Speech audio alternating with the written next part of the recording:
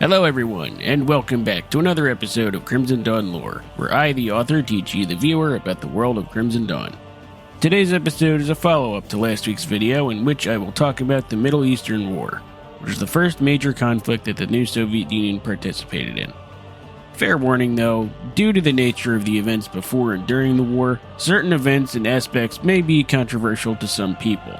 That being said, none of the events in Crimson Dawn are meant to be political statements, and none of those events are what I would wish to happen in real life. I shouldn't really have to clarify that, but people can always get the wrong idea. Anyway, let's break down the events of this fictional war.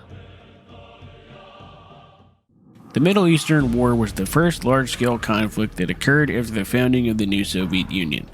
Some historians would say that it started in the year 2024, when the Islamic Empire was founded, but others say that it began when it attacked the new Soviet Union in the year 2030.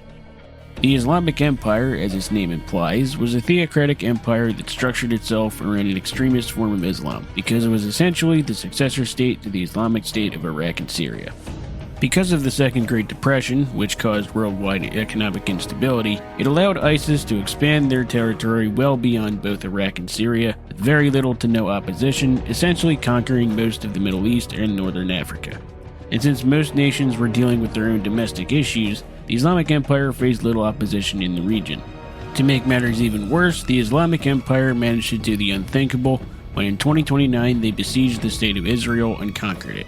Luckily for the rest of the world, the Israeli military dismantled and destroyed their own nuclear weapons just before being completely defeated to ensure that their weapons of mass destruction never fell into the Islamic Empire's hands. The Islamic Empire grew a little too bold for its own good in 2030 when it waged war against the new Soviet Union by attacking the new Armenian SSR while simultaneously provoking the Greater Kingdom of Greece by assaulting their eastern border. The new Soviet Union and GKG sought to form a temporary alliance with each other to end this threat despite their political differences. But before this alliance would be made official, Premier Letyeskov and Marshal Vasilov, along with other high-ranking Soviet military commanders, invited Greek military commanders to Sevastopol. Seeking to quickly end this alliance before it began, the Islamic Empire sent every available warship in their navy to attack Sevastopol while the Soviet-Greek coalition drew up battle plans to liberate the Middle East. Luckily for the coalition, the Soviets had not only the Black Sea Fleet to defend Sevastopol, but also at least one Akula Mark II submarine commanded by Soviet Admiral Boris Lazarev, who helped decimate the Islamic imperial vessels that threatened the city. To help distract the Islamic Empire from pulling off another similar maneuver, the new Soviet Union assisted a growing faction of Arabic Letyeskovists in Egypt, led by former Egyptian General Hassan Malik, who was of course a completely fictional character and not based on any real person. These rebels distracted the Islamic imperial military forces that occupied Cairo and the rest of Egypt, while the Greeks and Soviets initiated Operation Hercules, which was a joint maneuver to storm through Anatolia.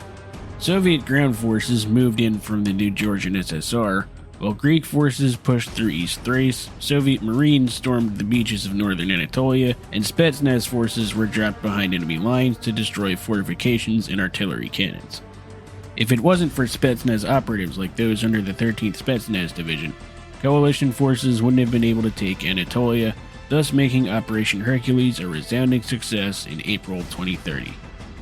This cleared the way for both countries to push towards the Islamic Empire's capital of Baghdad, though this would take a total of 3 years, as the region between Anatolia and Baghdad was very heavily fortified with all sorts of bunkers and cave networks.